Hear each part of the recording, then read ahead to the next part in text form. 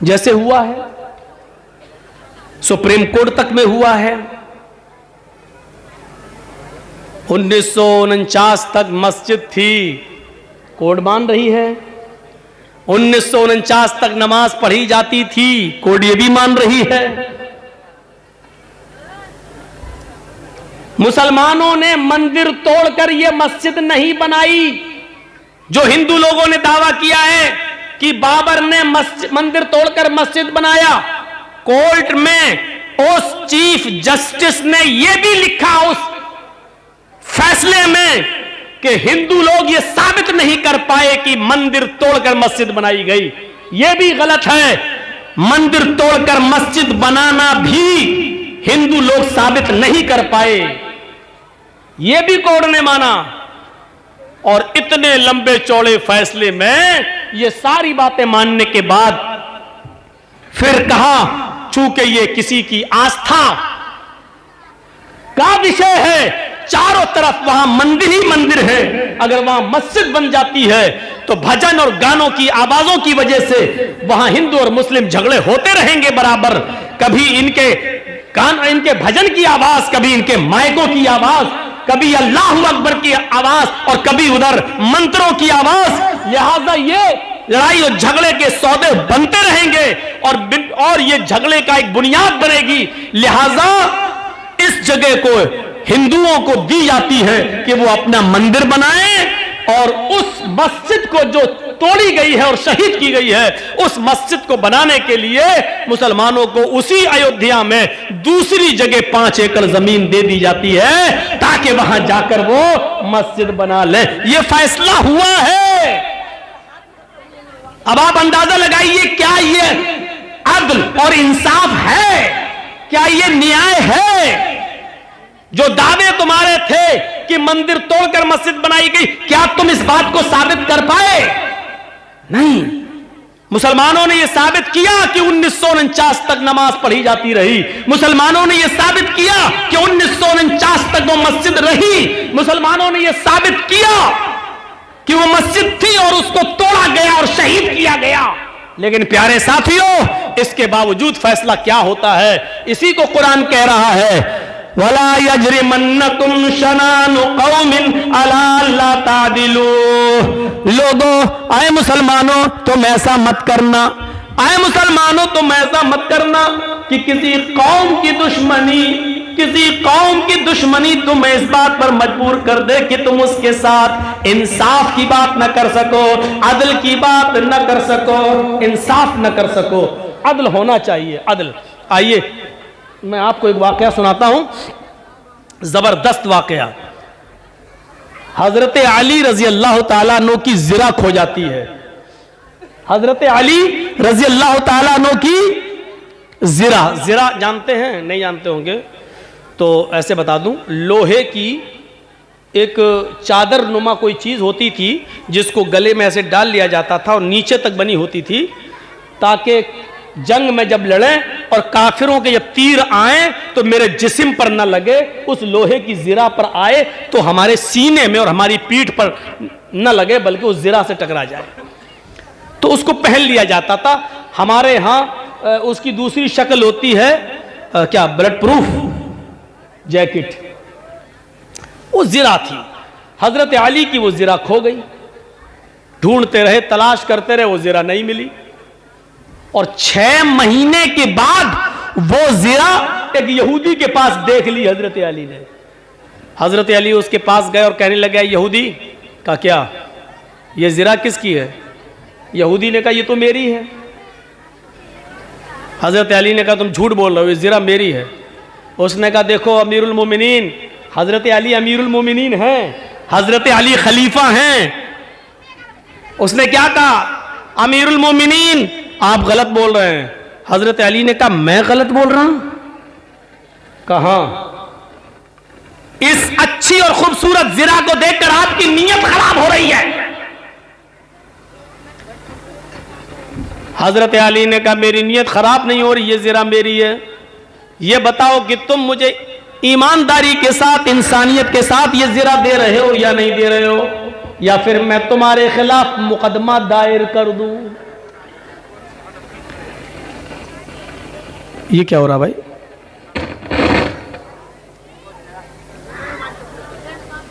तो उस यहूदी ने क्या कहा, अमीरुल मोमिनीन आप शौक से मुकदमा दायर कर सकते हैं, अगर आपको ये जिरा लेना तो अदालत में साबित करो कि ये जिरा आपकी है।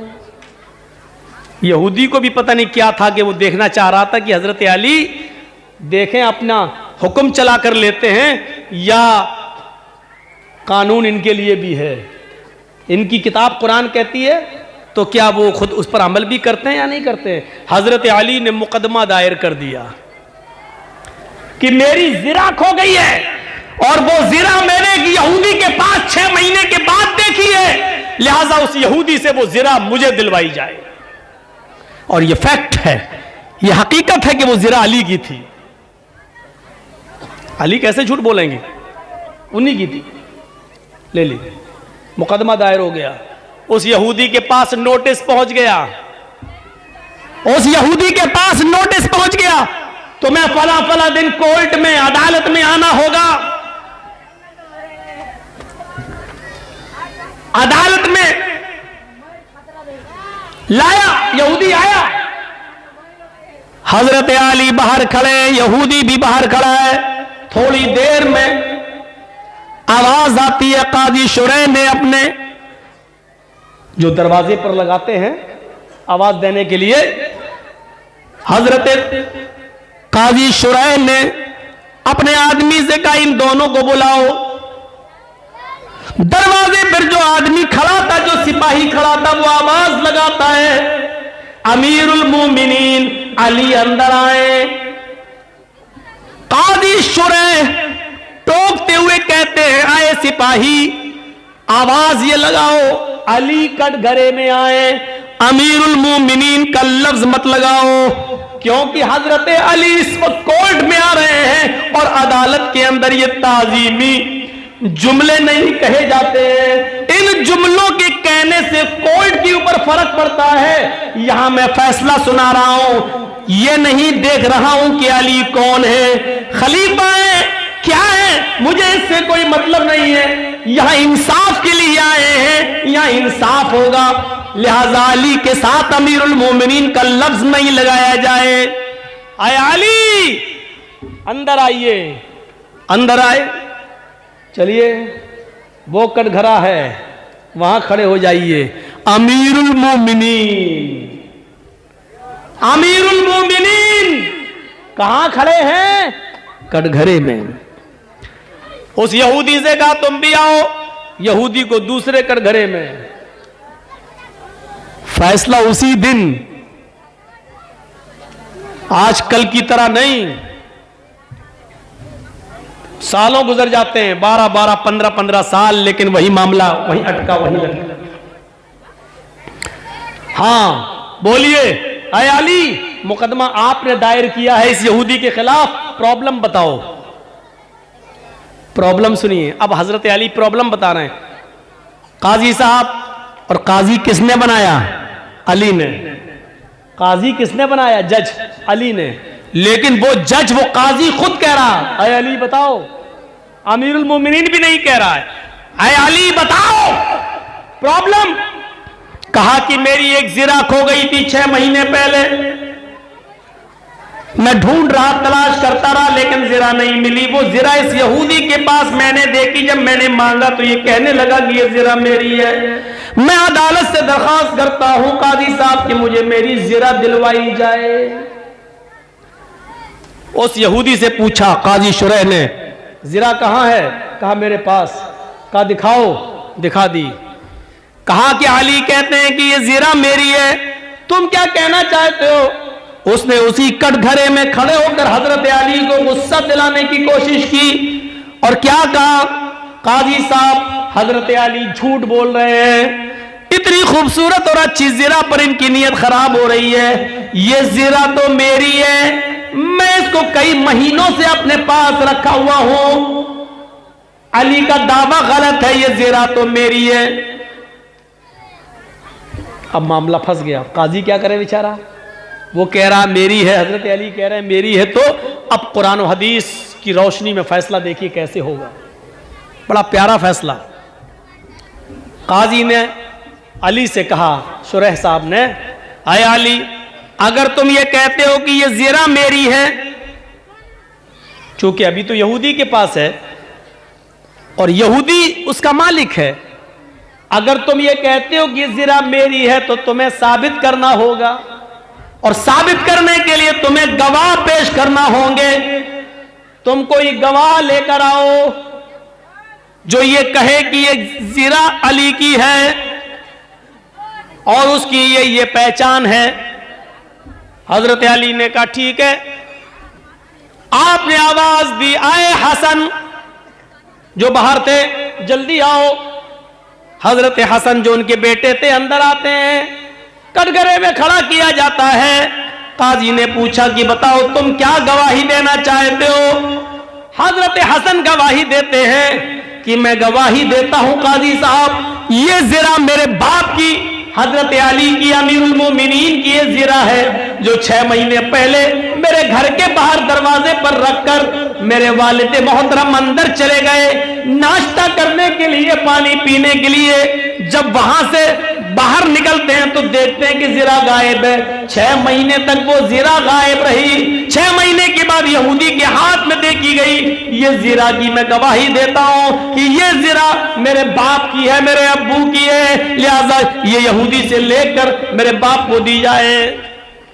काजी साहब के पास वो गवाही जब आती है, काजी साहब ने उसकी गवाही के ऊपर कलम चला दिया और फरमाया, आए अली, मैं मजबूर हूं, हमने मोहम्मद रसूलुल्लाह का फरमान पढ़ा है, अल्लाह के नबी सल्लल्लाहु अलैहि वसल्लम की हदीस ये है, हमें हदीस ये बतलाती है बाप के हक में अगर बेटा गवाही दे तो बेटे की गवाही नहीं मानी जाएगी, क्योंकि बेटा अपने बाप के फेवर में ही बोलता है, बेटा अपने बाप की हिमायत में ही बोलता है, बेटा कभी भी अपने बाप के खिलाफ नहीं बोल सकता है। इसलिए ये अदालत आपसे गुजारिश करती है, आपके बेटे हसन की गवाही को रिजेक्ट करते हुए कि आपके बेटे हसन की गवाही नहीं मानी जाएगी, आप कोई दूसरा गवाह लेकर आइए, अगर है नहीं है तो ये ज़िरा यहूदी ही को मैं दे दूंगा, यहूदी इसका मालिक है। अगर आप कहती है ज़िरा मेरी है तो अपने बेटे के अलावा कोई दूसरा गवाह पेश कीजिए।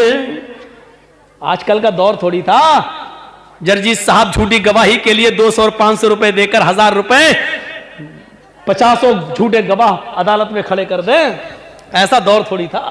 हजरत अली चाहते तो एक नहीं 10 आदमी पेश कर सकते थे, नहीं किया। हजरत अली ने कहा एक गवाह और है, ये नहीं कह रहे हैं, यहां तो जो फैसला कर देता है कि यहां हिंदू को दे दो और तुम इधर बना लो, 1 महीने के बाद उसको राज्यसभा का मेंबर बना दिया जाता है, अवार्ड दे दिया जाता है। यह सूरत हाल है। आए अली, दूसरा गवाह लाओ। हजरत अली ने आवाज लगाई अपने गुलाम को। हजरत अली का जो खादिम था, जो गुलाम था, वो अंदर आता है, कटघरे में खड़ा होता है, वो गवाही देता है ये ज़िरा मेरे आका की है, हजरत अली की है, मैंने कई सालों से इनके पास देखी है। यहूदी झूठ बोलता है, इसने चोरी की है, ये ज़िरा घर के बाहर से उठाकर ले गया है, ये ज़िरा मेरे मालिक की हजरत अली की है। काजी साहब के पास जब वो गवाही आती है, काजी साहब ने कहा आए अली, इंतहाई अफसोस के साथ मुझे ये कहना पड़ रहा है, मालिक के हक में गुलाम की गवाही भी काबिल कबूल नहीं है। गुलाम चूंकि अपने मालिक के एहसान के नीचे दबा होता है, वो खरीद कर लाया जाता है, इसलिए अपने मालिक के खिलाफ नहीं बोलता। उसको डर लगता है कि अगर मालिक के खिलाफ बोलेंगे तो कोड़े पड़ेंगे, घर जाकर मेरा मालिक मुझे मारेगा, इसलिए मालिक के हक में गुलाम की गवाही भी शरीयत कहती है कि वो काबिल कबूल नहीं है, लिहाजा आपके गुलाम की गवाही भी नहीं मानी जाएगी। कोई और गवाह हो तो पेश करो। अमीरुल मोमिनीन चौथे खलीफा हैं, बरवक्त खलीफा मौजूद हैं, अदालत भरी पड़ी है यहूदियों से, ईसाइयों से और मुसलमानों से। अमीरुल मोमिनीन की गवाहियां रिजेक्ट की जा रही हैं। हजरत अली का बनाया हुआ जज खुद हजरत अली की गवाहियां रिजेक्ट कर रहा है। जरा तसव्वुर करो अदल कैसा, इंसाफ कैसा, जरा तसव्वुर करिए। इस इंसाफ को देखकर कभी महात्मा गांधी ने कहा था ऐसा अदल और ऐसा न्याय और इंसाफ अगर भारत के अंदर कायम हो जाए तो भारत अमन और शांति की चिड़िया बन जाए, इसके अंदर कभी खून और खराबा ना हो, अमन और शांति का गहवारा बन जाए। ये मुल्क ऐसे ही अदल और इंसाफ की वजह से मेरे भाइयों आप अंदाजा लगा सकते हैं, ऐसी अदल और इंसाफ की वजह से लोग इस्लाम के दायरे में दाखिल होते चले गए। हजरत अली, दूसरा गवाह कोई है? हजरत अली ने कहा काजी साहब अफसोस के साथ मुझे कहना पड़ रहा है कि मेरी दोनों गवाहियों को आपने रिजेक्ट कर दिया। मेरे बेटे और मेरे गुलाम के अलावा मेरे पास अब तीसरा कोई गवाह नहीं है जिसने मेरी ज़िरा को देखा हो और वो देखकर पहचान भी सके। देखे तो बहुत से लोग हैं लेकिन उसकी जो पहचान इन दोनों को मालूम है वो किसी और को नहीं मालूम है। देखी होगी लेकिन वो ये नहीं कह सकता कि अली ही की है या किसी और की, मैं कैसे जानूं? मेरे पास और कोई तीसरा गवाह नहीं है। जानते हो अब अदालत क्या फैसला सुनाती है? भरी अदालत में अमीरुल मोमिनीन के खिलाफ फैसला सुनाया जा रहा है। काजी शुरह कहते हैं आए यहूदी, इस ज़िरा के मालिक तुम हो क्योंकि ये ज़िरा तुम्हारी है, तुम्हारे पास है और तुम अपने पास इसको रखते हो। हजरत अली इस ज़िरा को अपनी बता रहे थे लेकिन अली इस ज़िरा को अपनी बताने के लिए दो गवाह नहीं पेश कर सके हैं, लिहाजा इस ज़िरा को तुम्हें दिया जा रहा है। इस ज़िरा के मालिक तुम हो, जाओ आज के बाद ये ज़िरा तुमसे हजरत अली नहीं मांग सकते।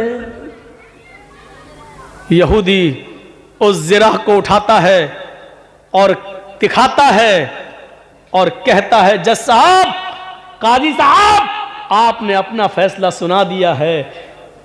मैं यही देखना चाहता था कि हजरत अली कहीं झूठे गवाह तो नहीं लाते हैं और यह देखना चाहता था कि हजरत अली का रोब और दबदबा देखते हुए कहीं आप गलत फैसला तो नहीं सुनाते हैं। आपने वही फैसला सुनाया जो कुरान कहता है, जो हदीस कहती है।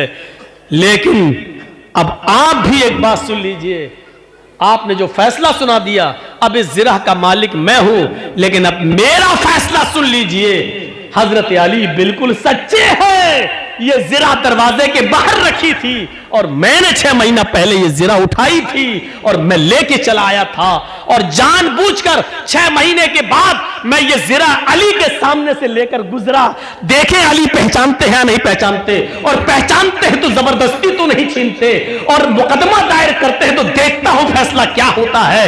ये सब मैं आजमाने के लिए कर रहा था।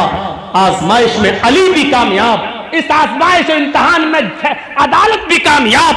लिहाजा इस कामयाब अदालत का फैसला और अली की ईमानदारी को देखते हुए अब मेरा फैसला यह है कि ये ज़िरा अली को दे रहा हो, और जिसने आपको और अली को यह फैसला करने पर और फैसला मानने पर मजबूर किया है उस मजहब से मैं भी अपना रिश्ता जोड़ रहा हूं। अशहदु अल्ला इलाहा इल्लल्लाह व अशहदु अन्ना मुहम्मदन अब्दुहु व रसूलुहु। ये कलमा पढ़कर वो यहूदी इस्लाम की आगोश में और इस्लाम की गोद में आ जाता है। मेरे भाइयों, ये अदल हुआ करते थे। वला यजरिमन्नकुम शनानु कौमिन अला अल्ला तादिलू। किसी कौम की दुश्मनी तुम्हें गलत फैसला करने पर मजबूर ना कर दे। अरे हम और आप हिंदू और मुसलमान के दरमियान क्या सच्चा फैसला करेंगे? अगर पंचायत गांव में ही हो जाए तो उधर भी हम कोई ना कोई तरीका ऐसा अपनाते हैं कि हमारी बात हमारे रिश्तेदार के फेवर में चली जाए, हमारे करीब के फेवर में चली जाए। ये हमारे इंसाफ का तकाजा है। अरे अल्लाह तो ये कहता है कि गैर मुस्लिम कोई दूसरे धर्म का मानने वाला जो तुम्हारा दुश्मन है, लेकिन अगर आपसे फैसला करवाया जाए तो उस वक्त अपनी दुश्मनी भूल जाना और जो अदल हो, जो इंसाफ हो, वही फैसला करे।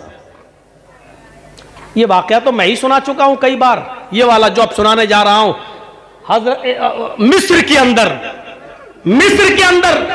मिस्र के गवर्नर थे अमर इब्ने आस, और अमर इब्ने आस का बेटा घोड़े पर बैठा हुआ था और कहने लगा, है कोई जो घोड़ा मुझसे भी ज्यादा तेज रफ्तार चला सके, मुझसे अच्छा कोई घोड़ा दौड़ा सके। एक छोटा सा 12, 13, 14 साल का एक यहूदी का बच्चा उठता है और कहता है कि हाँ आओ दौड़ लगाते हैं, देखते हैं कौन अच्छा घोड़ा दौड़ाता है, कौन आगे निकलता है। हजरत आमर इब्न आस, जिनको गवर्नर बनाया था हजरत उमर फारूक ने, उनका बेटा कहता आओ दौड़ लगा लो। दोनों ने घोड़े को दौड़ाया। आमर इब्न आस का बेटा भी घोड़ा दौड़ाता है, आमर इब्न आस का बेटा भी घोड़ा दौड़ाता है। वो यहूदी का 12, 13 साल का बच्चा भी घोड़ा दौड़ाता है। घोड़ा दौड़ाने में यहूदी का बच्चा माहिर निकलता है, एक्सपर्ट निकलता है, और वो किसी भी तरीके से आमर इब्न आस के बच्चे को पछाड़ देता है और आगे निकल जाता है यहूदी का बच्चा, और आकर कहता है कि लो मैं जीत गया, मैंने अच्छा घोड़ा दौड़ाया। आमर इब्न आस का बेटा आगे बढ़ता है और आगे बढ़ते ही उसके चेहरे पर एक थप्पड़ मार देता है। एक थप्पड़ किसको? यहूदी बच्चे को। कौन मारता है? गवर्नर का बेटा, आमर इब्न आस का बेटा। यह छोटा बच्चा 12, 13 साल का कहता है आपने मुझे नाहक मारा है, अगर आप मुझे बदला नहीं देंगे, इंतकाम नहीं देंगे, किसास नहीं देंगे, तो फिर मैं आपकी शिकायत गवर्नर की अदालत में करेंगे। आमर इब्न आस के पास मैं इसकी शिकायत में तो आपकी शिकायत ले जाऊंगा। आमर इब्न आस का बेटा मुस्कुराते हुए कहता है जा चल, मेरा कोई कुछ नहीं कर सकता। बिल्कुल वही अंदाज लग रहा है ना जैसे लखीमपुर खीरी में मंत्री का बेटा गाड़ी चला रहा है और पुलिस पकड़ के ले जा रही है, तो मंत्री का इस्तीफा ही नहीं लिया जा रहा है, ना दिया जा रहा है। मंत्री के बेटे का कुछ हो ही नहीं सकता है भैया, बाप गिरा राजमंत्री है। और देख लीजिए आजम खां 2 साल से जेल में पड़े हुए हैं। 8 किसानों की बॉडी पर गाड़ियां चलाने वाला 3 महीने में 4 महीने में जेल से बाहर निकल आता है। और ये सारे काम उस धर्म के लोग कर रहे हैं जो राम को सबसे ज्यादा मानते हैं और कहते हैं हम राम राज लाएंगे। जरा मुझे हिंदी में समझाओ कि यही राम राज था? अगर ये राम राज था तो अगर ऐसा अगर राम ने किया हो कि एक आदमी को 2 साल से सजा ना दो और 8 किसानों के हत्यारे को 4 महीने में बेल मिल जाए, तो ऐसे धर्म को अगर राम राज से जोड़ोगे और राम से जोड़ोगे तो कौन इस धर्म की तरफ आएगा? सब भागेंगे, दूर हो जाएंगे। मुसलमानों से भी तो बहुत से लोग दूर हो रहे हैं। हमारा मजहब सबसे अच्छा, मैंने मौजमपुर में भी सुनाया, मैंने महलदार पाड़ा में भी सुनाया। आज हमारी हालत ये, लोग हमसे दूर भाग रहे हैं, बिल्कुल उस तरह। कौन जिम्मेदार है? जैसे एक आदमी डॉक्टर के पास गया, कहता मेरे दाढ़ में दर्द होता है, देख लो। डॉक्टर ने कहा ला, अरे ये तो सड़ गया, तुम्हारा दांत अंदर से सड़ गया, इसको तो निकाला जाएगा। उसने कहा कि फीस कितनी लोगे? उसने कहा 200 रुपए। ज्यादा है। अरे 5 दिन की दवा भी तो देंगे तुमको, मरहम दवा लगाने की और कुल्ला करने की, गरारा करने की, सब दवा देंगे, 200 रुपए लगेंगे। उसने कहा ठीक है कर दो, चलो। बैठा, जंबूर लिया, पिलास उसके दांत को उखाड़ने लगा। अब वो चिल्लाया मर गया। डॉक्टर ने उखाड़ ही दिया, दवा लगाई, 5 दिन की दवा दी, पर्दा हटा के देखा, उससे कहे 600 रुपए दो। कहा 600? 200 में बात हुई थी। कहा बात तो 200 में हुई थी, लेकिन तू इतनी तेज चिल्लाया कि मेरे 2 मरीज जो बाहर बैठे थे वो भाग गए। उन दोनों की फीस भी हम तुझसे लेंगे, तेरी वजह से भागे। उन दोनों की फीस भी तू देगा हमको। यही हाल आज हमारा है। हमें होना ऐसा चाहिए कि लोग हमें देखकर इस्लाम ले आए, लेकिन हम हैं ऐसे कि हमें देखकर जो थोड़ा बहुत आना भी चाहता वो भी भाग जाता। ये मुसलमान है, उससे तो अच्छे हम ही हैं, ठीक है बक। तो जो भाग रहे हैं उनका गुनाह भी तुम्हारे सर पे लादा जाए। हमारे सर पे लादा जाएगा। ये कंडीशन है आज हमारी। अदल और इंसाफ नाम की कोई चीज अब अपनों में बाकी नहीं रही। एक लड़का एक लड़की दोनों मोबाइल पे लगे बातें कर रहे हैं, प्यार हुआ, लेके भाग गया लड़का। 8-10 दिन गायब रहा। लड़की का बाप रो क्या, पंचायत बैठी लड़की का। अब लड़की का बाप चीख चीख के कह रहा मेरी लड़की कब का मुंह दिखाने के लायक नहीं रही। अब पंचायत वहां फैसला क्या करती है, अच्छा आ गया लड़का, लड़के हाँ क्यों लेके गया, चल अब इससे शादी कर। अब वो शादी करने के लिए तैयार नहीं, ना हम शादी नहीं करेंगे। तो शादी नहीं करेगा तो 5 लाख रुपया लड़के वाला लड़की के बाप को दे। क्या फैसला है गांव के सरदारों, सरपंचों, क्या फैसला है तुम्हारा। इस फैसले को तो अल्लाह देखते ही कह देगा जाओ इस सरदार को जन्नत में दाखिल कर। ऐसा फैसला 5 लाख रुपया, 4 लाख रुपया, 3 लाख रुपया, 2 लाख रुपया लड़का क्यों दे। सब लड़का लेके भागा। हाँ तेरी लड़की भागी कैसे, लड़के का कसूर था, लड़की का कसूर नहीं था। इल्जाम सिर्फ लड़के को कैसे दे रहे हो। कुरान तो कहता है वक़र्न फी बुयूतिकुन्ना, औरतों को लड़कियों को हुक्म देता अपने घरों में लाजिम पकड़े रहो, घरों से बाहर ना निकलो बिला जरूरत। तुम्हारी लड़की कैसे निकली, लड़का भगाया, आपकी लड़की भी भागी। साहब मेरे लड़के ने लड़की के साथ 8-10 दिन रहकर गलत काम किया, जबरदस्ती तो नहीं की है ना, दोनों राजी थे, गलत काम हुआ तो जुर्माना दोनों तरफ से लगना चाहिए, फैसला ये होना चाहिए। लेकिन बड़ा अजीब फैसला, जुर्माना लड़का दे, लड़के का बाप दे लड़की के बाप को। वाह साहब, गलती दोनों करें, सजा सिर्फ एक को दी जाए। ये हमारा अदल है, हमारा इंसाफ है। हम अपने बिरादरी में अदल नहीं कर पाते हैं, हिंदू और मुसलमान, सिख और ईसाई के दरमियान हम अदल क्या करेंगे और इंसाफ क्या करेंगे।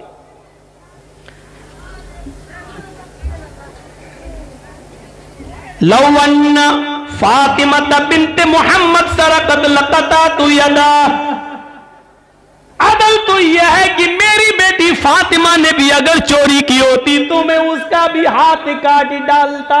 अदल तो यह है, हमेशा लड़की की तरफ नजर। कुरान, और एक बात सुन लीजिए, बहुत आज खुल के कह दे रहा हूं, लड़का लड़की अगर दोनों कभी भी किसी समाज से भागे हैं, आजकल तो ये फैशन बन गया है, प्यार करना, ये करना, वो करना, अब इस पर तो ज्यादा बोलना ही नहीं चाहिए, जितना बोलेंगे वो और उतना ही और आगे बढ़ रहा है, समझ में नहीं आ रहा क्या हो रहा है। तो लड़का लड़की, एक बात सुन लीजिएगा, बहुत जबरदस्त बात बताने जा रहा हूं। लड़का लड़की जब भी दोनों भागे तो उसमें गलती, समाज में जब फैसला करने के लिए आप बैठो, पंचायत लेकर बैठो, तो उसमें गलती लड़की की मानी जाएगी, लड़के की